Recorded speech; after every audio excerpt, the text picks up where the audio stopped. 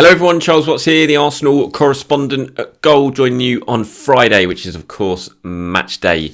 Arsenal versus Southampton a little bit later on at the Emirates. Huge match, as they all are at this stage of the season. Apologies again for my croaky voice, but as I've told you in previous videos, not been feeling the best this week, but I am feeling a little bit better, so that's good news, and hopefully you get more good news tonight. I will be at the Emirates later, so keep your eyes peeled for all the usual match stuff from me on social media, live updates and anything match reaction wise after the game, Mikel Arteta's press conference, all that sort of thing.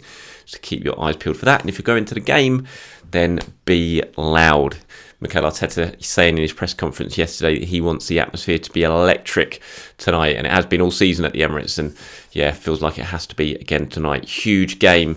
Yes, Southampton are bottom. Yes, they're struggling. Yes, it's looking like they're going to get relegated, but as we know, there are no easy matches. As cliche as that sounds, there aren't any easy matches in the Premier League, and Arsenal are going to have to play well to get the job done tonight, and they need to get the job done, need to get that win under their belts ahead of the game against Manchester City next Wednesday. If they win tonight, they will be 7 points clear at the top of the Premier League when they kick off against Manchester City on Wednesday. Yes, City will have a couple of games in hand, but you know, scoreboard pressure can do some interesting things at this stage of the season. So a victory absolutely vital for Arsenal tonight, and if they do get that victory, then get yourselves ready for that Champions League music, because a win tonight means Arsenal have qualified for the Champions League next season. Now, at the very start of the season, that was the goal. That was the ambition. That was what the targets that were set internally at Arsenal was get qualified for the Champions League. Having missed out and got so close last season, missed out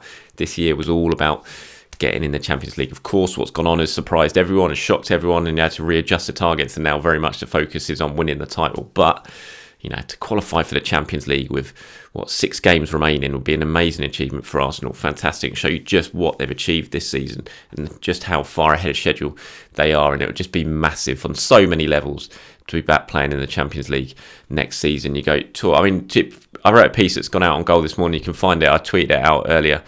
It's on my Facebook page as well. And you know, there's lots of things you can talk about in terms of what Champions League football is going to mean for Arsenal next season, and I'll talk about that a little bit later. But I think first of all, it's just a symbol of the end of this period, this journey from 2017, from losing out on a Champions League place and not getting back there, and all the seasons in the Europa League, the miserable moments in the Europa League, the final in Baku, the defeat to Villarreal, the defeat to Atletico Madrid, Olympiacos, Sporting Lisbon. It's been a horrible competition, let's face it.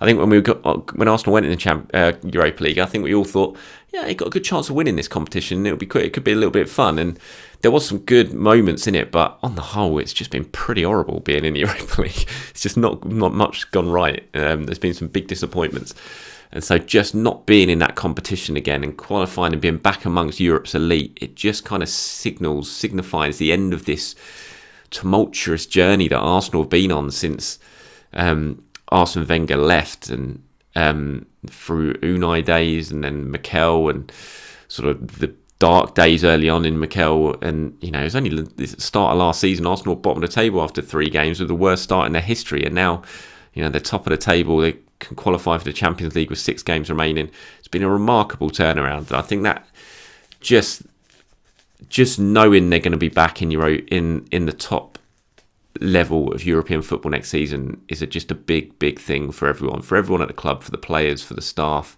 but for the fans, most importantly, just being able to look forward to Champions League nights at the Emirates, not hearing the Europa League theme tune when the players walk out on a Thursday night, not having to deal with Thursday night football anymore, you know, going back to the usual Tuesday or Wednesday night fixtures, and walking out and having that Champions League anthem rather than the Europa League anthem. It's just going to mean an awful lot, because it's been a difficult few years, and yeah, it's going to be great to see Arsenal back there again. In terms of what else it'll mean, obviously, I mean, the financial boost is huge. We all know that the difference between being in the Europa League and being in the Champions League financially is absolutely massive. I think Manchester United last season, I wrote this. I should have had this ready so I could tell you. I will flick through just so I can actually bring up the figures. But Here we go. Manchester United last season, they topped their group in the Champions League and they went out to Atletico Madrid in the last 16. So they only played one knockout game and they lost, and they earned £68.5 million for that. Chelsea, who got to the quarterfinals, of course, before losing to Real Madrid, they made £80 million from last season's Champions League. And when you compare that to the Europa League, the year that Arsenal got to the final of the Europa League in 2019 and lost to Chelsea, they only made £32 million. So Man United made more than double that last season just from getting through the group stage and getting to the first knockout round where they lost. That's the difference. That's what's sort of, I mean, Liverpool weren't about 100 million for getting to the final last year. And so, that money is just going to make such a big difference for Arsenal. They've spent big anyway, to be fair, even when they've been out of the Europa League, but having that extra money, obviously it's give and take, because wages are going to go increase, because that's going to have to happen. If you're Champions League football, if you're a Champions League club, then wages are going to increase because of that, and that will all be in clauses that players have and things like that. But just having that extra money, what that will mean for Arsenal, what it will mean for KSC, the Cronkies, they'll be delighted, no doubt, of course they will. And it will just give them that extra money to be able to compete financially in the transfer market, when it comes to wages, when it comes to contracts, all those sort of things. You look at what they're going to want to do this summer. Arsenal will want to improve the squad this summer. We're going to be at the next stage of Mikel Arteta's sort of 5.5-year plan, whatever you want to call it. And, we've got, I think he said earlier, a couple of months ago, that we're kind of at phase 3 at the moment. And, Champions League, that's certainly going to take it up to the next phase. And that's going to allow Arsenal to target a better type of player, to compete with rival clubs, to sign the top players, because they're going to be able to offer the lure of Champions League football. It's just all going to be so huge. Declan Rice, for example, and what a goal he scored last night for West Ham in their Conference League game.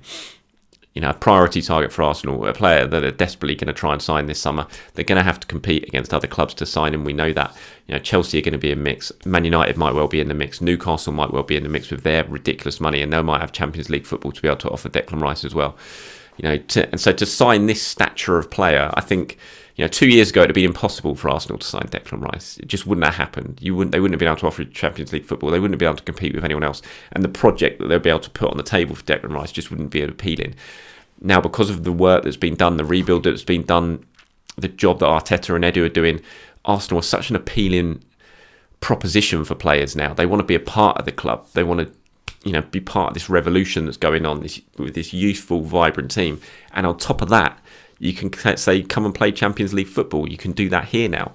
It's just a massive, massive sway. And if Arsenal are going to sign the players like Declan Rice, which they're going to try and do, then being able to be a Champions League club just makes that so much easier. And it's the same for the contracts. Bukayo Saka, for example, desperately wants to start his Champions League career, loves Arsenal, but had they continuously been outside the Champions League, it's going to be really hard to keep someone like Bukayo Saka because of his talent, because of what other clubs are going to be offering him, clubs who are consistently competing in the Champions League. So it's vitally important for Arsenal to be able to get there and be able to offer Saka the opportunity to play in that competition here. And now they're going to be able to do that. And that's going to be, that would have been a big part of the contract talks that have been going on with Bukayo Saka, and a big reason why that deal has kind of now been agreed in principle, although not yet signed, but fingers crossed will be very, very soon. William Saliba as well, similar sort of situation. And you look at the squad, Ben White, Aaron Ramsdale, all these type of players are going to have their, Martin Odegaard, they're going to have their contracts renewed pretty soon as well. And being in the Champions League is just going to make it much, much easier to do that. So it's just, on so many levels, it's such a huge thing. You can remember the disappointment last season of missing out on it right at the end. And now 6 games to go, already can have it safely tucked up under their belts should they win tonight. So yeah, fingers crossed they can get that done.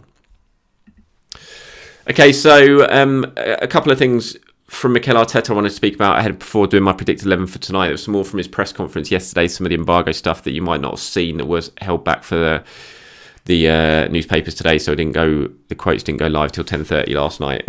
He was talking about what the mood's been like at Arsenal since the draw at West Ham and the way that they surrendered that lead. And he said that he feels that the players want revenge for what happened at the weekend. That's a sense that he's got from his players. This is what he had to say. He said, I see a sense of revenge and determination to get it even better now, and that it's not enough. You have to tweak it and demand more and more of each other. We have to be perfectionists, but at the same time, we have to play with that flow. We are really good when we play with that energy and flow, and we don't want to be thinking about other results. That's the last thing that we have to do.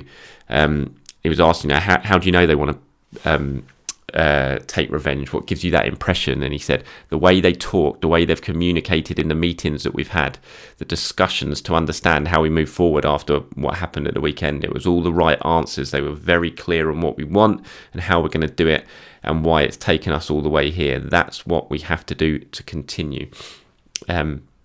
He was asking, do you expect to see that hunger tomorrow night or tonight against Southampton? He said, yes, if anything this week, I've had to stop them because they want it more and more. So let's leave it for tonight, because that's the day that we have to show it. So fighting talk there from Mikel Arteta. Whether we see that sort of materialise into the performance now, we'll have to wait and see. Hopefully we do, because if Arsenal got a point to prove tonight, and they do have that sense of kind of revenge and wanting to prove people wrong, then fantastic. Hopefully you see a real high energy performance tonight that just proves far too hot for Southampton to handle, and they can go on and get the result. So he also spoke about Emile Smith-Rowe, and he said what do you need to do with Emile Smith-Rowe at the moment? He's obviously not getting any game time. I think for Arsenal fans, it's a pretty big thing. It's frustrating. You kind of remember what Smith-Rowe did last season, and now we're looking at him against West Ham, for example, when he needed a goal. He had last season's second top scorer sitting on the bench. He didn't even come on. Fabio Vieira came on ahead of him. Reece Nelson came on ahead of him. It's just like, why is Smith-Rowe so far down the pecking order now he's back fit? And so there was quite a few questions about Smith-Rowe in his press conference yesterday.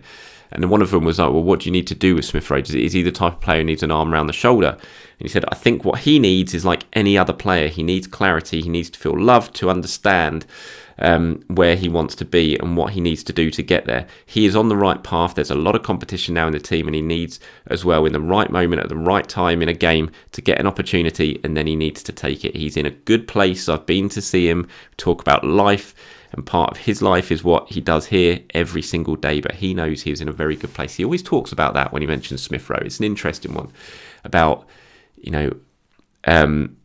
part of his life and what he does every single day. There's always seems to be a little bit of a message when Mikel Arteta speaks about Emile Smith-Rowe, about doing things right, about how he sort of handles himself off the pitch, the way he, just the way he acts, the way he behaves. It's not, I don't think it's a behaviour issue or anything, but it seems to be, he always seems to be calling Smith-Rowe out almost when he talks about him, about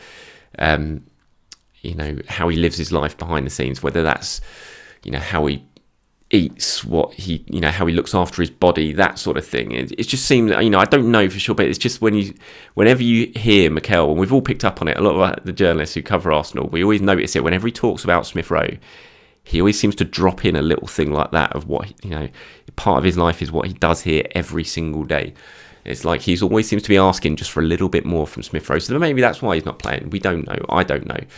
But hopefully, I love Smith-Rowe. I think he's such a good player, and he showed that last season. And I've always felt that when Smith-Rowe came back from injury, he was still going to have a big part to play this season. It hasn't happened yet, but there's still 6 games to go. You never know. He could come on and still play a massive part in this season, and fingers crossed he does, because he's a Hale End boy. He's so popular. The fans love him, and we'd all love to see him have that big sort of one moment in the season that could go on to prove the difference in this title race.